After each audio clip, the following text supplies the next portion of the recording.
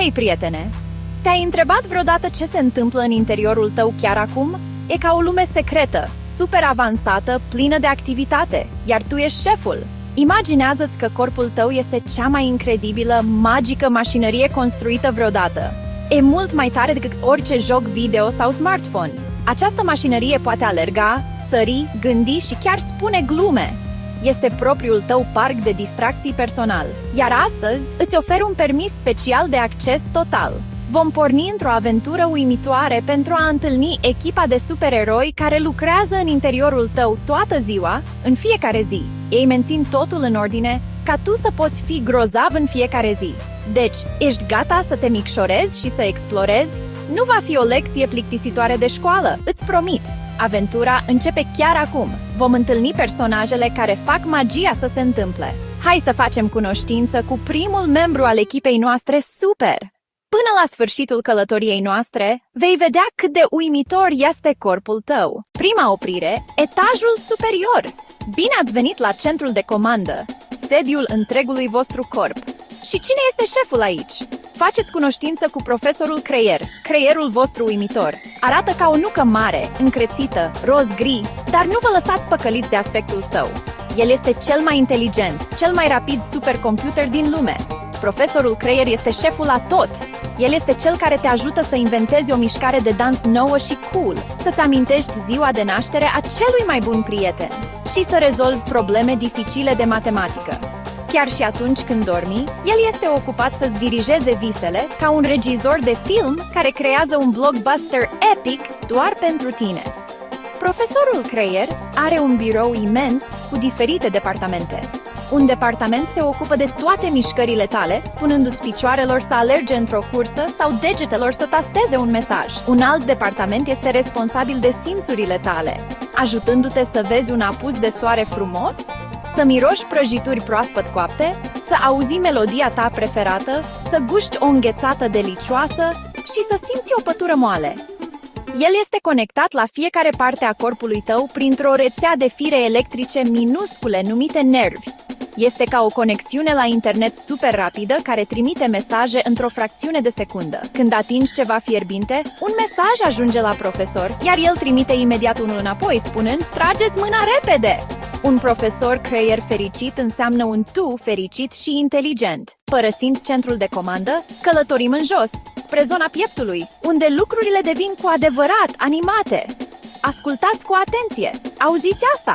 Tum-tum-tum-tum! Acesta este sunetul următorului nostru erou, Capitanul Inimă, inima voastră incredibilă. El este un mușchi super puternic, de mărimea pumnului vostru, și este cel mai dedicat muncitor din întregul vostru corp. Misiunea sa este să fie motorul mașinăriei voastre magice. El nu ia niciodată o pauză.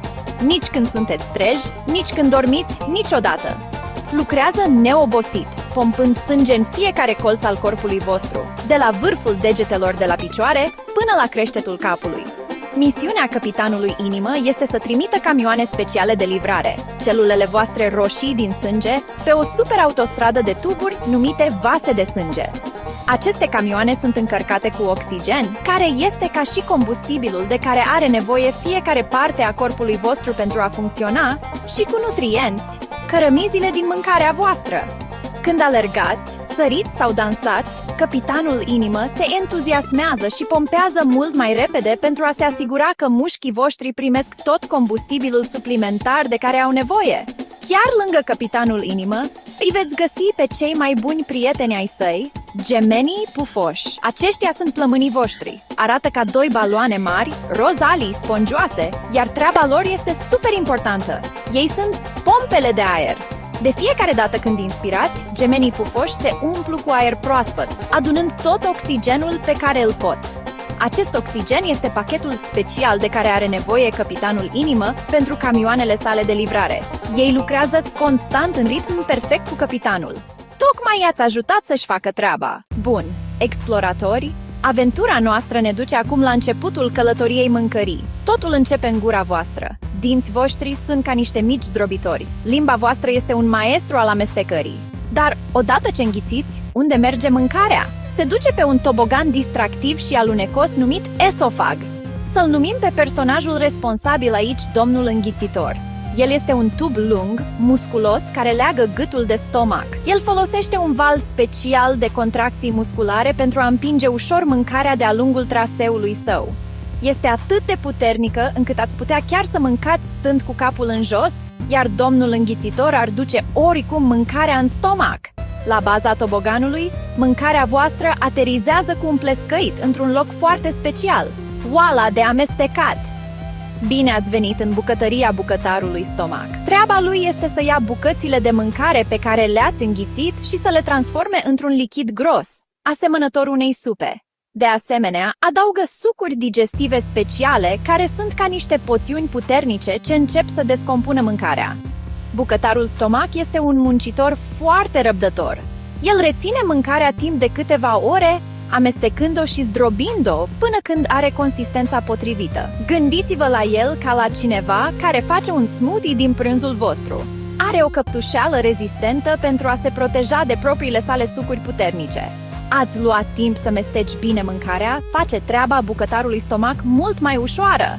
E ca și cum i-ai tăia legumele în prealabil. Odată ce bucătarul stomac și-a terminat treaba de a transforma masa voastră într-un amestec asemănător unei supe, el deschide o poartă mică și o trimite la următoarea parte a aventurii noastre. Pregătiți-vă pentru o călătorie lungă și șerpuitoare prin fabrica de nutrienți, cunoscută și sub numele de intestinul subțire.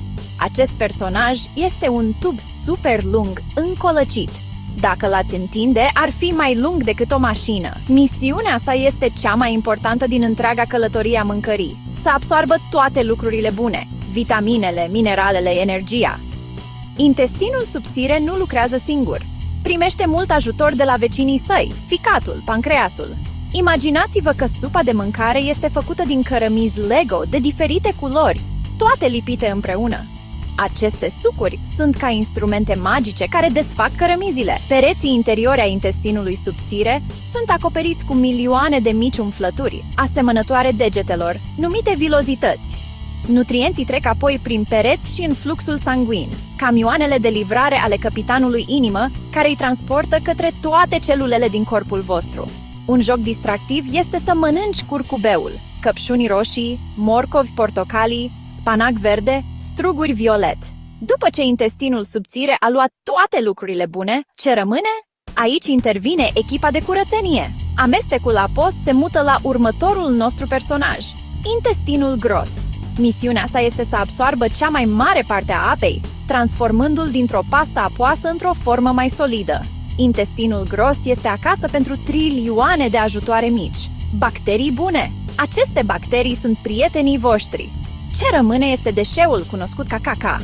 Este stocat la capătul liniei până când mergeți la baie. Dar stați, mai e o parte din echipa de curățenie. Aceștia sunt filtrele rinicilor, o pereche de organe în formă de fasole situate în spatele vostru. Gândiți-vă la ele ca la super purificatoare pentru sângele vostru. Treaba lor e să filtreze sângele ca un filtru de apă pentru o piscină. Deșeurile sunt amestecate cu puțin apă pentru a crea urină, pe care o știm ca pipi. Vezica e ca un balon mic cu apă. Se umple încet, iar când se umple, trimite un mesaj profesorului creier. Hei, e timpul să găsești o baie! Intestinul gros. Rinicii sunt esențiali pentru eliminarea deșeurilor. Consumul de multe fibre, fructe, legume ajută intestinul gros. Consumul de multă apă ajută filtrele rinicilor să funcționeze perfect. Wow, ce călătorie incredibilă! Am întâlnit pe genialul profesor Creier, pe neobositul capitan inimă, pe săltăreții gemeni pufoși și întreaga echipă uimitoare de digestie și curățare. Vedeți? Corpul vostru nu este doar un corp. Este o echipă de supereroi care lucrează împreună în fiecare secundă a fiecărei zile doar pentru voi. Creierul îi spune inimii să bată mai repede, inima trimite sânge la plămâni, plămânii furnizează oxigen, iar sistemul digestiv furnizează combustibilul. Acum că ai cunoscut echipa, ai un rol nou și foarte important. Ești gardianul mașinăriei magice. Tu ești cel care poate ajuta toate aceste personaje să rămână fericite și sănătoase. Și nu este atât de greu pe cât sună. Îl poți ajuta pe profesorul Creier dormind suficient și învățând lucruri noi. Îi poți ajuta pe capitanul inimă și pe gemenii pufoși alergând, sărind și jucându-te afară pentru a le oferi un antrenament grozav și mult aer proaspăt. Tu ești antrenorul lor, încurajându-i și menținându-i în formă maximă. Ai ajuta pe cei din echipa digestivă este delicios. Mâncând un curcubeu de fructe și legume, le oferi cele mai bune instrumente cu care să lucreze. Mestecarea lentă și corectă a mâncării le ușurează munca domnului înghițitor și bucătarului stomac. Consumul de multă apă este ca și cum ai oferi o băutură răcoritoare fiecărui erou din echipă, în special filtrelor rinicilor. E ca și cum ai fi bucătarul și mecanicul propriei tale supermașini. Fiecare alegere sănătoasă pe care o faci este un mulțumesc echipei din interiorul tău pentru toată munca lor grea. Deci, rămâi curios. Cu cât înveți mai multe despre corpul tău uimitor, cu atât mai bine poți avea grijă de el. Corpul tău îți vorbește mereu, trimițându-ți semnale. Acum știi cine le trimite. Tu ești capitanul acestei nave incredibile și cu puțină grijă și multă curiozitate, poți asigura că mașinăria ta magică funcționează frumos mult timp, gata pentru toate aventurile uimitoare pe care le ai în față. Fii mândru de corpul tău. Este cel mai minunat lucru pe care îl vei deține vreodată.